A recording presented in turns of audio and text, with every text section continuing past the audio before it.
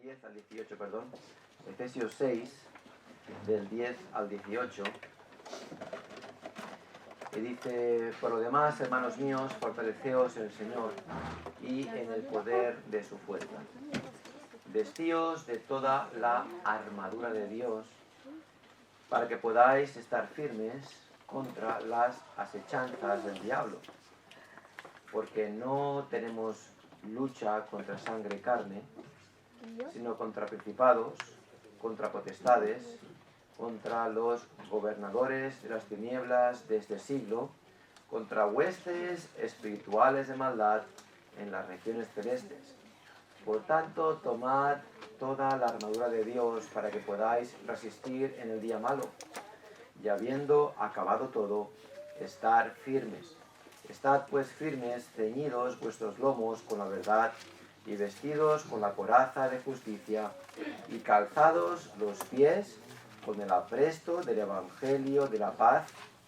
Sobre todo tomad el escudo de la fe, con que podáis apagar todos los dardos de fuego del maligno. Y tomad el yelmo de la salvación y la espada del Espíritu, que es la palabra de Dios, orando en todo tiempo, con toda oración y súplica en el Espíritu, y velando en ello con toda perseverancia y súplica por todos los santos. Padre, pido que tú bendigas la palabra al corazón y que podamos reflexionar sobre ella, que tú puedas ayudarnos a entender cuán importante es la espada del Espíritu. Gracias por la palabra de Dios, gracias por su dirección y por su ayuda en el día a día de nuestra vida cristiana. Pido, Padre, que bendiga las palabras ahora y que las uses para la maduración y el crecimiento espiritual de la Iglesia. En el nombre de Cristo Jesús. Amén. Muy bien, pues hoy vamos a hablar acerca de esta espada del Espíritu. Ya llegamos a la última parte de esta armadura, la espada del Espíritu. Pero primeramente, para dar un muy breve repaso, hablamos de este cinto, la verdad, que lo que hacía era mantener la armadura en su sitio. Y te animo a que tú te propongas conocer la verdad, para que no seas alguien fluctuante, movido por todo viento de doctrina. Ves con cuidado con lo que escuchas, a aquello que prestas atención. No es oro todo lo que reluce. Y no porque tengan una Biblia en la mano quiere decir que predique la palabra de Dios. Sé cuidadoso. Mira a los hombres de Berea, que cogían la palabra de Dios y examinaban con la palabra lo que el mismo apóstol Pablo decía. Y es correcto hacer eso. Porque si no estás en la verdad, todo lo que tú crees está a expensas del mundo entero. Así que sujeta tu armadura con el cinto de la verdad. Número 2, tenemos la coraza de justicia, aquella coraza que protege nuestros órganos vitales. Esta coraza simbolizaba esas obras justas, que son el resultado de haber sido revestidos de la justicia de Cristo, y que hace que Satanás no tenga por dónde cogernos. Si estás ocupado en hacer buenas obras, estarás desocupado en hacer malas obras. Si presentas tus miembros como instrumentos de justicia, que no presentas tus miembros como instrumentos para la carne. Después vimos el calzado del apresto del Evangelio de la paz. Estar siempre listos para presentar defensa de aquello que creemos, del Evangelio. El escudo de la fe, cuán importante es para poder cubrirnos de todas aquellas dudas que se presentan en la vida cristiana. Y volvemos de nuevo a lo esencial, a lo básico, a creer en Dios. El escudo de la fe. Y aquí viene un dardo de fuego que Satanás te lanza con toda su malicia. Y va dirigido a ti. Y solo puedes protegerte con la fe. No tienes tiempo de esquivarlo, no tienes tiempo de pararlo, con la espada. Es como que solo creyendo por fe. Y hay muchos versículos que hablan acerca de lo que Dios hace en nosotros. Y yo no tengo que creer, tengo que aceptarlo por fe. Tenemos el yelmo de la salvación, esa protección que nos ayudaba a poner nuestro enfoque en la batalla. Aquella salvación a la que estamos destinados. Vale la pena. Vale la pena. Acordaos de Cristo cuando sube la cuesta del Gólgota y Él dice que queda satisfecho. No quería subirla, pero sabía que valía la pena. Y la vida cristiana vale la pena. La verdadera vida cristiana vale la pena. ¿Sabes que Cristo no murió para hacer tu vida cómoda? Él no murió para que tuvieses una casa bonita o para que tuvieses un coche bonito. Si tú das dinero a la iglesia, Dios te va a bendecir. No, Él no murió por eso. De hecho, es que Él no tenía lugar donde reclinar su cabeza. ¿Por qué crees que lo mereces tú? ¿Por qué crees que mereces tanto? ¿Sabes qué? No te mereces nada. Lo que tienes es por su gracia. Él no murió para hacerte una vida fácil. Él murió para santificarte y para que tú vivas para su gloria. Y eso incluye un SEAT en vez de un Mercedes, quizás. Eso incluye un piso de 80 metros cuadrados y no una casa de 300 metros cuadrados, quizás. Pero ¿sabes qué? Mejor un piso de 80 metros cuadrados en la voluntad de Dios que en uno de 300 fuera de la voluntad de Dios. Así que Él no murió para hacértelo fácil, Él murió para salvarte. Y vale la pena. 1 Tesalonicenses 5:8 dice: pero nosotros que somos del día, seamos sobrios, habiéndonos vestido con la coraza de fe y de amor y con la esperanza de salvación como yelmo. Y ahí sí que te puedes deleitar, en esa esperanza de una, como cantamos, mansión gloriosa tengo allá en el cielo. Y eso sí es algo que deleitarse, algo que vamos a tener, algo que Dios nos dará para su gloria igualmente, pero qué preciosa es la esperanza del creyente. Y finalmente llegamos a la última pieza de esta armadura que Dios ha puesto a nuestra disposición, que es la espada del Espíritu. La espada del Espíritu, que es la palabra de Dios. Y técnicamente hablando, una armadura, según la RAE, es un conjunto de armas con que se revestían para su defensa los que iban a combatir. Y hasta ahora, lo que hemos visto, básicamente son piezas de armadura que han servido ¿para qué? Para defensas. Para defensa. Contra los ataques del maligno.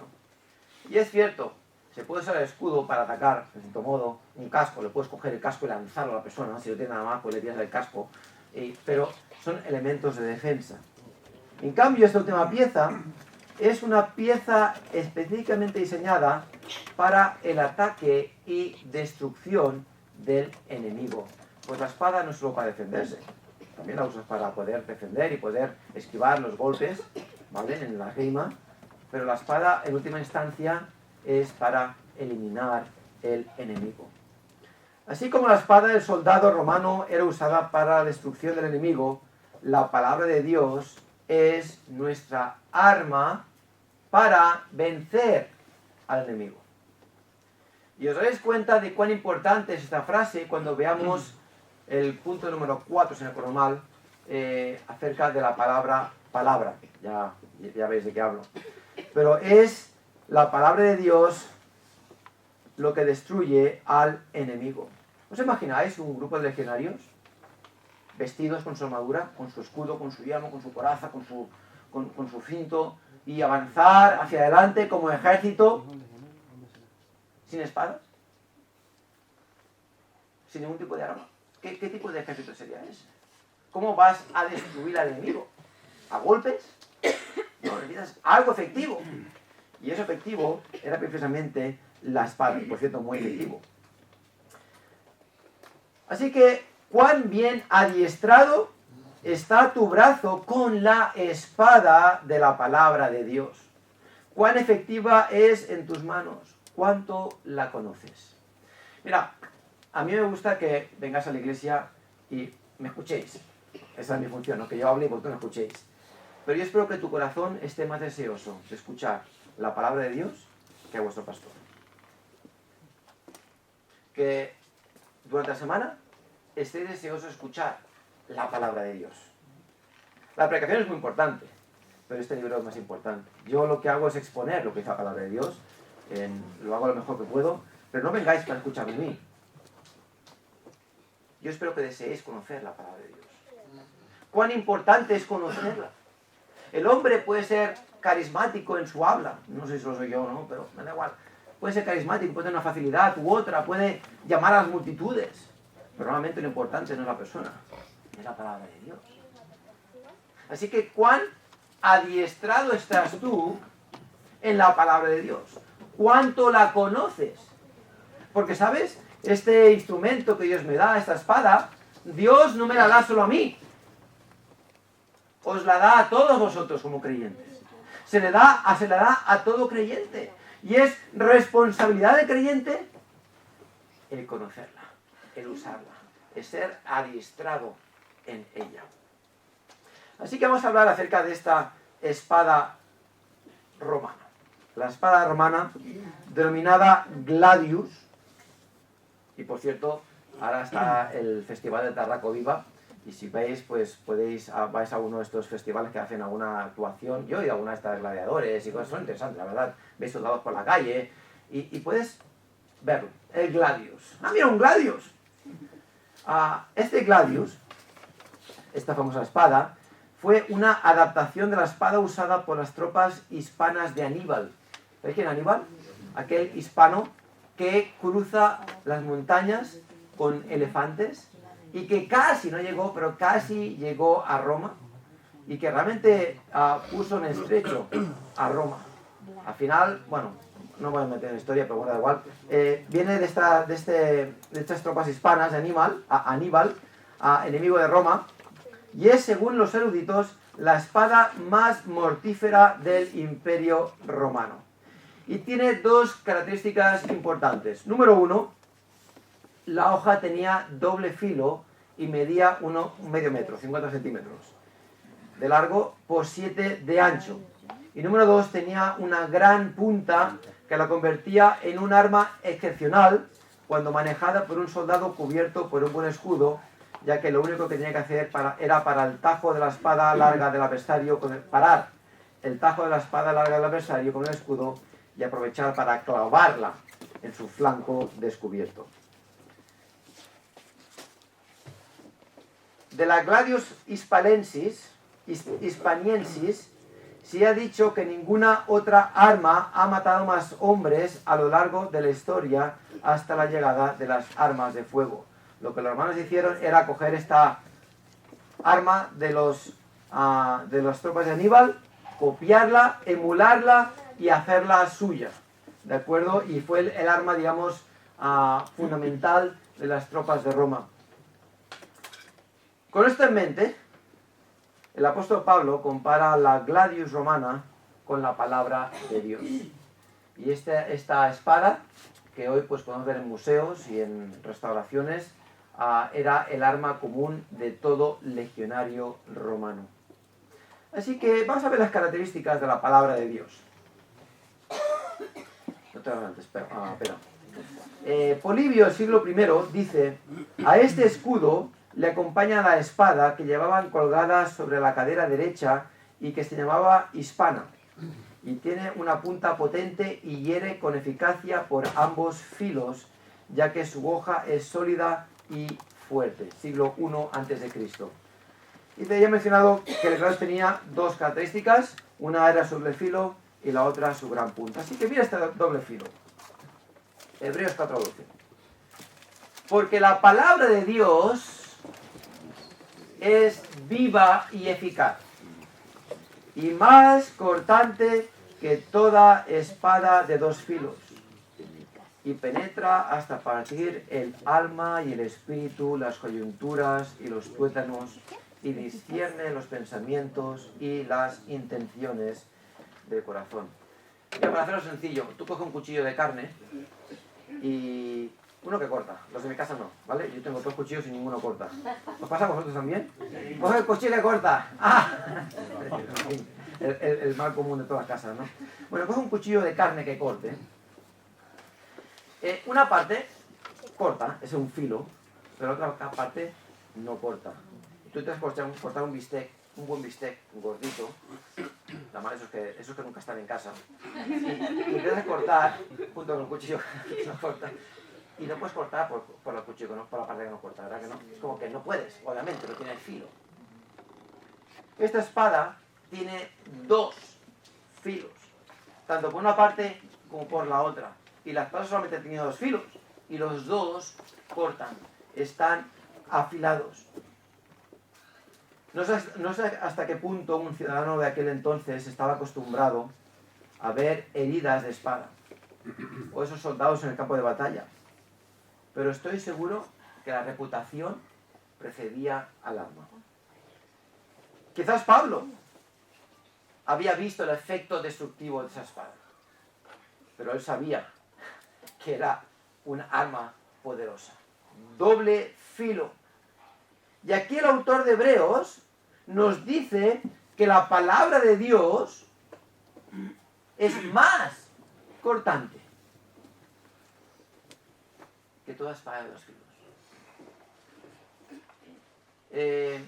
Hace unos años estaba cortando un libro, quitándole el lomo, y estaba usando un cúter, y un cúter afilado. Y estaba cortando el lomo y haciendo fuerza, y en eso que hice fuerza se me fue de la regla que usaba para cortar, y ¡fah! Me corté un trozo de dedo. De hecho es que salió, y aquí me falta un cacho de dedo. No es gran cosa, pero me lo corté. Un filo muy fino. El corte no lo noté, pero empezó a salir sangre, y no paraba, y no paraba, y no paraba.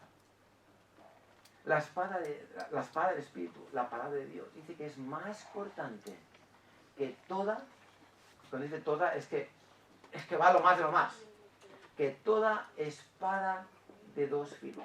El ejército romano, el imperio romano, cuya fuerza restaba no en la filosofía, no en la inteligencia, no en las técnicas, sino en la fuerza de su ejército enorme.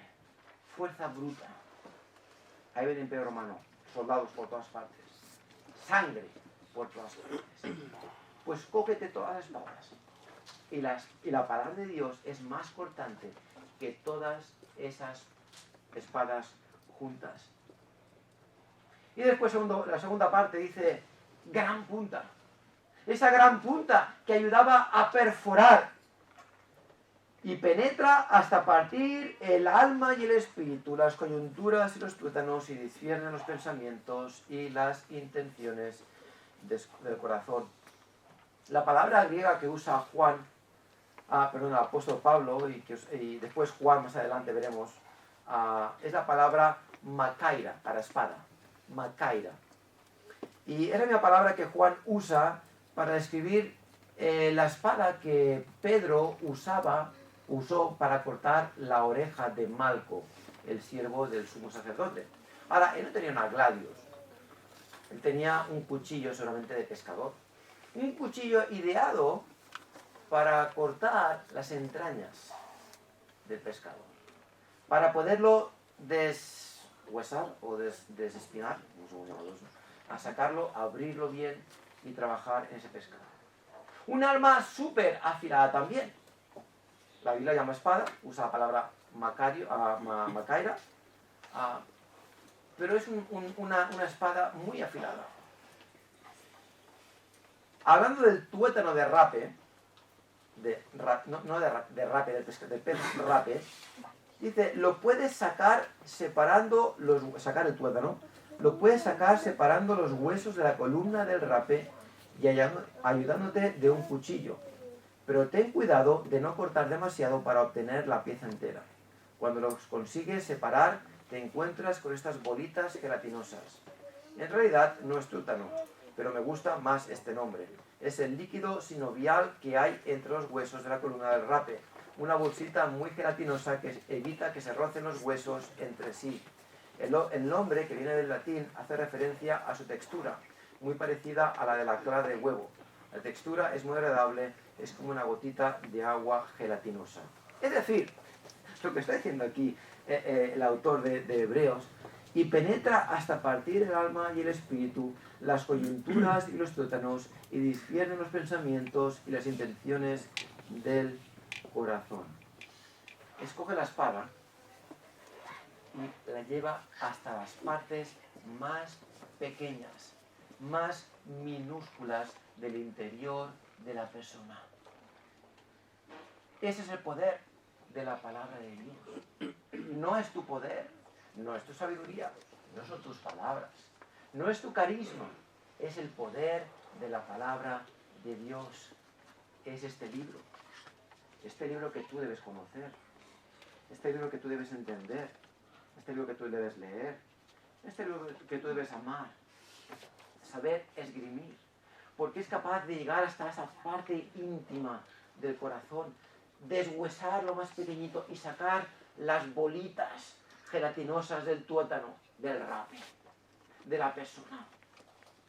Ese lugar recóndito que nadie conoce. He ahí el poder de la palabra de Dios.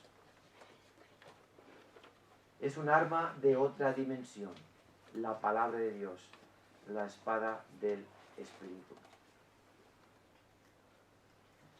Y es importante que este versículo diga lo que está diciendo. Hasta partir el alma y el espíritu, las coyunturas y los tuétanos, y discierne los pensamientos y las intenciones del corazón. Porque una espada física puede partir el corazón en dos. Físico. ¿Habéis visto? Hay un programa en la tele que se llama Forjado al fuego. Forjado, ya sabéis, forjado al fuego. Estos hombres llegan allí, o estas personas llegan allí y cogen un cacho de hierro, les dan un cacho, y tenéis que forjar esta espada. Hay que forjar una copia del Gladius, ¿vale? Entonces, forjan una copia del Gladius, lo hacen en casa, muy artísticamente, hay unas, bueno, hacen maravillas con las espadas. Y después las pruebas es probar el filo de la espada, con, bueno, en fin, la fortaleza del hierro, varias cosas, ¿no? Y una de ellas es cortar cuerdas y cortar fruta y cortar y cortar y cortar. Y miran el filo, cómo es. Y hay espadas que realmente tienen un filo muy bien hecho y que hacen así y parten en dos cualquier cosa. La espada del Espíritu va más allá y corta ese corazón espiritual. No hay nada en esa tierra, nada creado en esa tierra que pueda partir el corazón como lo hace la palabra de Dios. Porque no lo hace físicamente, lo hace espiritualmente. Llega a lugares que nadie conoce, que nadie entiende. Dice el Señor Jesús, Mateo 15, 19, porque del corazón salen los malos pensamientos, los homicidios, los adulterios, las fornicaciones, los hurtos, los falsos testimonios, las blasfemias. Y es la palabra de Dios la que se dirige allí y dice, y disciernen los pensamientos y las intenciones del corazón.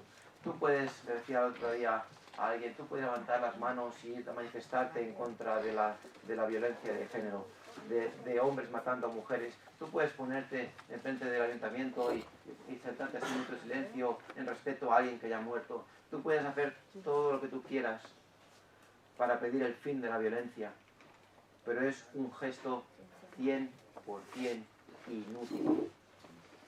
No sirve para nada, porque son acciones que no cambian el corazón. El malvado estará allí, el psicópata estará allí, el maltratador seguirá allí y no va a parar porque tú levantes las manos.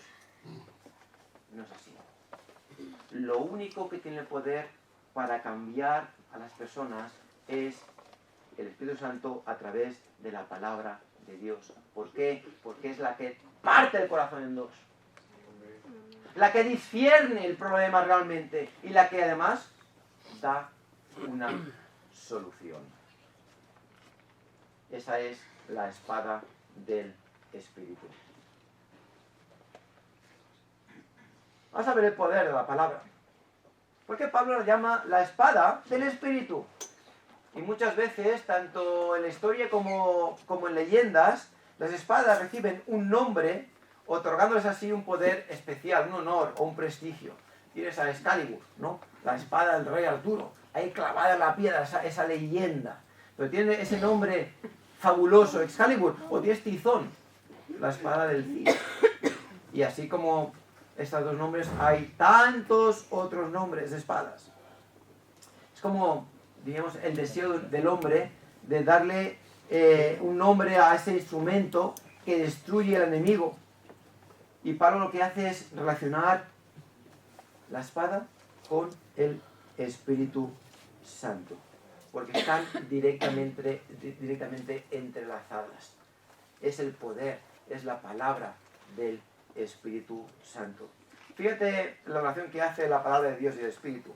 2 Timoteo 3:16, toda la Escritura, toda la espada del Espíritu es inspirada por Dios y útil para enseñar, para redarguir, para corregir, para instruir en justicia, a fin de que el hombre de Dios sea perfecto, enteramente preparado para toda buena obra. ¿Te das cuenta? Útil para enseñar, para redarguir, para corregir, para instruir, para que los hombres sean perfectos, enteramente preparados para toda buena obra. Es que no solo es para el no salvo, es también para el salvo. Es para aquel que cree. Este libro es vida para nosotros. Es como el pan y el agua que respiramos y bebemos y comemos. Es lo que necesitamos para subsistir. Es la palabra de Dios. Es la palabra del Espíritu. 2 Pedro 1:21, porque nunca la profecía fue traída por voluntad humana, sino que los santos hombres de Dios hablaron siendo inspirados por el Espíritu Santo. Toda la palabra es inspirada por Dios. Todo lo que tenemos aquí es inspirado por Dios. Si este libro no fuese inspirado, apaga y vámonos. Yo soy el primero que salgo de aquí. Tengo otras cosas mejores para hacer. Pero creo lo que dice este libro. Creo la palabra de Dios. Creo que es inspirado. Y Dios lo ha demostrado miles de veces.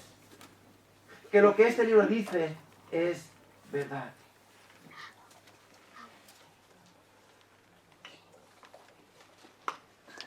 En un libro que leí hace tiempo decía que el enemigo tenía miedo de enfrentarse a aquel que blandía una espada específica. Porque esa espada, decían, tenía el poder de destruir al enemigo. Y este miedo era ocasionado por la espada, no por la persona en sí. Era por la espada. ¡Oh, no! ¿Os acordáis del pueblo filisteo? No es la mejor ilustración, pero bueno, lo voy a decir. Cuando escuchan venir el arca del pacto y el pueblo de Israel clama: ¡ah! ¡Está el arca con nosotros! Y el pueblo de los filisteos tiemblan porque sabían que los dioses de Israel estaban con ellos. Después pierden los israelitas porque le hicieron mal todo, ¿vale? Pero el temor que llegó a los filisteos porque estaba el arca presente. La misma ilustración aquí. Es el temor de enfrentarse no al ejército, sino porque está esa espada con ellos. Es que eso es lo que tiene que temer el hombre. No tiene que temerte a ti. Tiene que temer la espada que tú estás blandiendo. La espada del Espíritu. Tú no eres más que un instrumento que Dios usa para blandir ese instrumento. Tu poder no reside en ti, tu poder reside aquí, en la palabra de Dios. Así dime tú si estas palabras no te animan a ti a prepararte, a entenderla, a estudiar, a comprenderla, a buscar, a inquirir más en la palabra de Dios para ser un buen instrumento. Ahora, punto 4, fíjate la palabra que Pablo usa para palabra, la palabra. Porque hay dos palabras básicas para traducir o para obtener la palabra del griego. Una es logos y la otra es rema. Logos y rema. Y logos es la palabra usada comúnmente para frases como la que encontramos aquí. Pero en este caso Pablo usa una diferente. La palabra rema. Perdón, me estoy adelantando aquí. Palabra logos, definición de logos, literalmente significa palabra, discurso, mensaje, y por ello también aquello de lo que se habla, un tema, cosa o asunto. Y el diccionario bíblico Lexham lo se me da la palabra, lo tradujo yo. No, estoy traduciendo, lo he traducido yo. No me sabía la palabra ahora. En fin, palabra conceptual, lo he traducido yo. Vale. Palabra conceptual en la Biblia, esta palabra logos, que simboliza la naturaleza y la función de Jesucristo. También se utiliza para referirse a la revelación de Dios en el mundo. Logos es un sustantivo que aparece 330 veces en el Nuevo Testamento griego. Normalmente la palabra no tiene un significado simbólico. Su significado más básico y común es simplemente palabra, discurso o expresión o mensaje. Pero también habla acerca del verbo. Dice Juan 1:1, en el principio era el verbo, el logos, y el logos, el verbo, era con Dios, y el logos, verbo, era Dios. Y el versículo 14, y aquel verbo o logos fue hecho carne y habitó entre nosotros. Y esta palabra logos, el verbo, Juan la usa para identificar ni más ni menos que al Señor Jesucristo. Pero pensad en Hebreos 1:1 y 2. Dios, habiendo hablado muchas veces y de muchas maneras, en otro tiempo los padres por los profetas, en estos posteriores días nos ha hablado por el Hijo, a quien constituyó heredero de Dios y por quien asimismo hizo el universo. Y Cristo es la palabra completa de Dios, el mensaje, el logos completo de Dios, el logos final de Dios. Las escrituras, que son en un sentido paralelo, la palabra de Dios, nos hablan acerca de él. Así, es decir, que el logos es mucho más global y abarca lo que es toda la palabra de Dios. ¿De acuerdo? O eso, la persona de Cristo. Pero es el todo el mensaje. Pero Pablo usa la palabra rema. Y aquí es lo precioso de este versículo, ya lo veréis. La palabra rema. Y rema, en el griego, no tiene un significado tan acaparador, sino uno más bien específico, puntual. Significa un dicho. Y de acuerdo al contexto del versículo, una porción en particular o específica de la revelación escrita de Dios. Ahora fíjate en esta palabra rema en este versículo. Mateo 26:75. Un ejemplo con muchos, Entonces Pedro se acordó de las palabras de Jesús. Entonces Pedro se acordó de las remas de Jesús, que le había dicho: antes que cante el gallo, me negarás 3 veces. Y saliendo fuera, lloró amargamente. ¿Qué es rema en este versículo? ¿Qué sería rema en este versículo? No. ¿Vale? ¿Y qué palabra se hace referencia?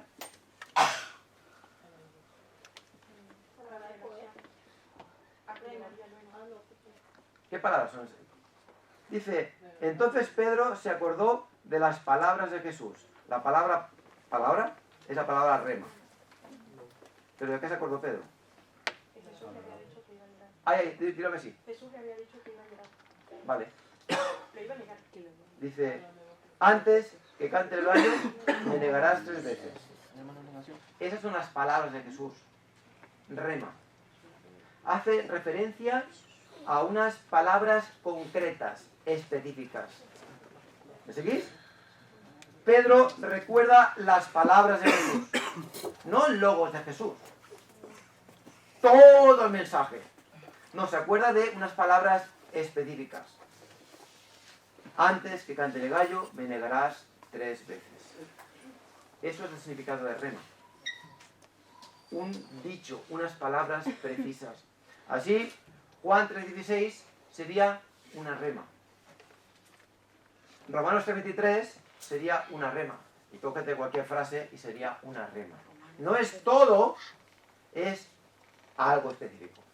¿Sí? Entonces tú vas a Efesios, capítulo 6, versículo 17, la espada del Espíritu, que es la rema de Dios. La rema de Dios. está diciendo aquí? Porciones específicas de la palabra de Dios. No dice una u otra. Dice las palabras de Dios. Porciones particulares de la Escritura. Es lo que está diciendo aquí. No es global todo el mensaje de Dios. Son porciones. Ahora, ¿por qué digo esto? Bueno, vamos a ver un ejemplo.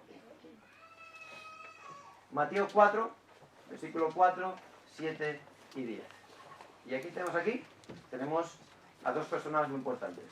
Una es al Señor Jesucristo y otra es al diablo. Y el diablo tentando a Cristo. ¿Sí? ¿Se va la situación? Versículo 4 dice, él respondió y dijo, ¿qué dice? Escrito está. ¿Y cómo responde ahora? No solo de pan vivirá el hombre, sino de toda palabra que sale de la boca de Dios. ¿Qué es lo que está haciendo Cristo para vencer la tentación? Usar un rema.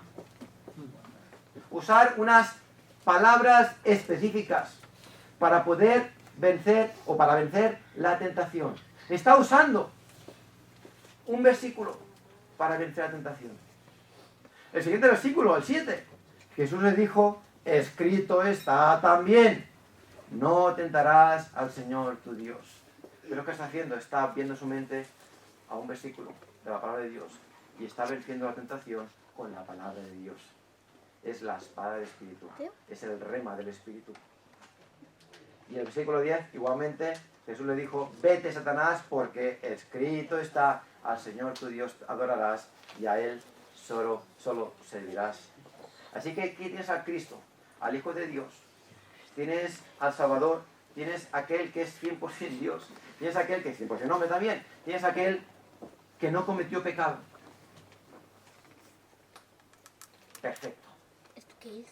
Usando la palabra de Dios para vencer la tentación. Versículos específicos, no conceptos globales. Él conocía, por supuesto es Dios, pero él conocía la palabra de Dios a la perfección. Así que si él usó la palabra de Dios, el rema de Dios, para vencer la tentación, ¿cuánto más tú y yo? ¿Cuánto más tú y yo? Tú dirás, bueno, tengo un conocimiento general de la Escritura, más o menos me defiendo. Bueno,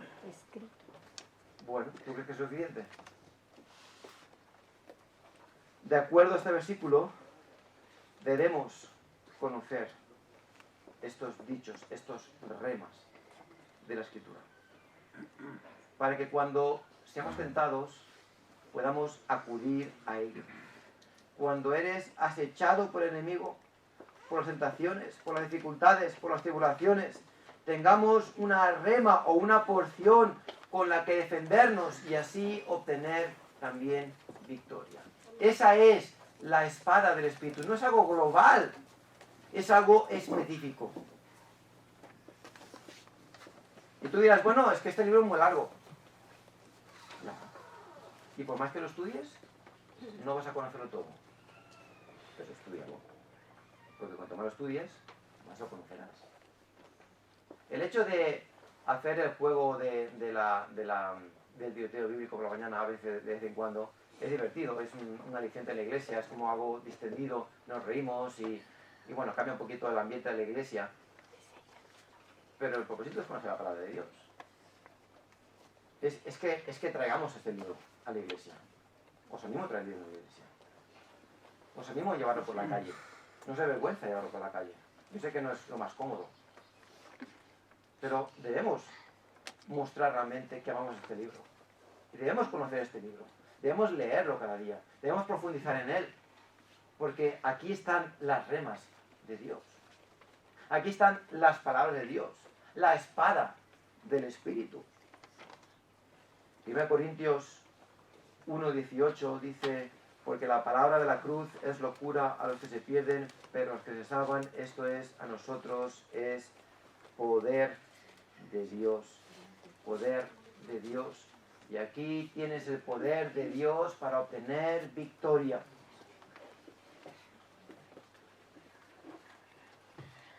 Tú no quieres enfrentarte al diablo con tus fuerzas, no quieres hacerlo con un palo, no quieres hacerlo con una imitación, una espada de plástico, una Nerf. Quieres enfrentarte a él con la palabra de Dios. Debes aprender a usarla, memorizarla, amarla, apreciarla. Si tú quieres resistir a Satanás y encontrar las virtudes de la palabra para poder vivir en triunfo como cristianos, debemos poner las palabras de Dios en nuestra mente y corazón. Antes en Barcelona había un museo militar, ahí en el castillo Montjuïc, arriba de toda la montaña, y podías ir allí y ver pues la historia de los armamentos y uniformes, y era muy curioso de ver. Y puedes tener una espada, ¿vale? La espada, ahí no estaría ahí, pero bueno, la espada samurái. No estaría ahí en el museo Montjuïc, pero bueno. Y una espada famosa. Y está detrás de una vitrina. Y está protegida por cristal de 3 capas, blindado, con 20 candados, cámaras de seguridad, vigilancia, que sea lo que tú quieras. Y la puedes observar. Pues sabes que esa espada es inútil, porque está detrás de un cristal. ¿Tú sabes cuántas Biblias inútiles hay en casa del creyente?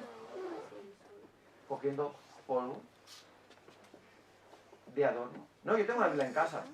Es muy bonita, es muy grande. Tiene letras de oro. Y está forrada con piel de camello degollado. Y, en fin, lo que tú quieras. Y está ahí con un dedo de polvo. ¿De qué sirve una Biblia ahí? No sirve para nada. No sirve para nada. ¿De qué sirve leer la Biblia y no enterarte de lo que lees? Pero Él quiere que tú conozcas la palabra de Dios. Salmo 119:11, en mi corazón he guardado tus dichos. Tus dichos. No una palabra para rema, dichos.